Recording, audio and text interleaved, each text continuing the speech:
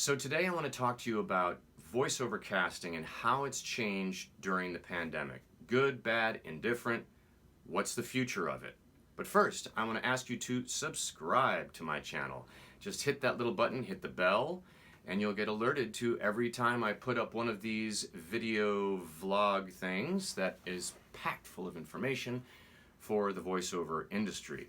So, how is voiceover casting changing? And has it changed so far?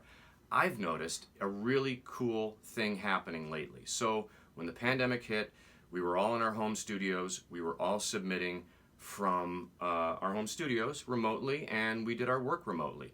That may be the way you've been doing it for years anyway. Certainly the industry has been moving in that direction.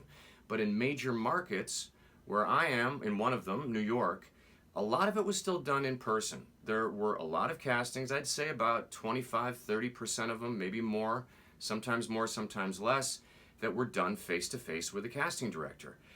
That is extremely valuable because the casting director has, think of it, they have first-hand knowledge from the buyer about what the buyer is looking for. And if that casting director knows you, knows what you can do, they can get you in that position. They can give you the right words, the right direction to get you to that read that's going to book you the job. Or not. But it's going to get you the closest you're going to come, I think. Now, it's certainly better in my mind than some bad direction and then a script and no input from the other side. You know, how many times have you read like authoritative and inspiring yet calm and soothing? You know what I mean.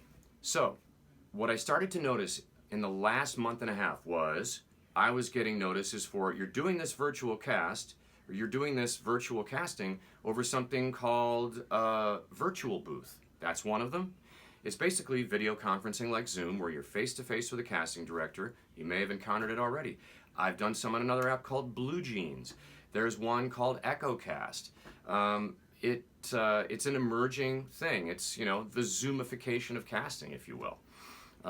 And that's not a bad thing. It's certainly closer than where we were at the beginning of the pandemic for those of us in the markets that still did in-person casting. Now, is it the future of casting? I like to think that because humans are social beings, we're going to want to get back together face-to-face and have that human contact. Will it make the work better? Will it make a difference with the work? I think so, because of that reason, the human connection. We'll see about what the future holds as far as whether casting wants to pay for office space again when they can do it from home. We'll see. Thanks for watching, and I'll talk to you again soon.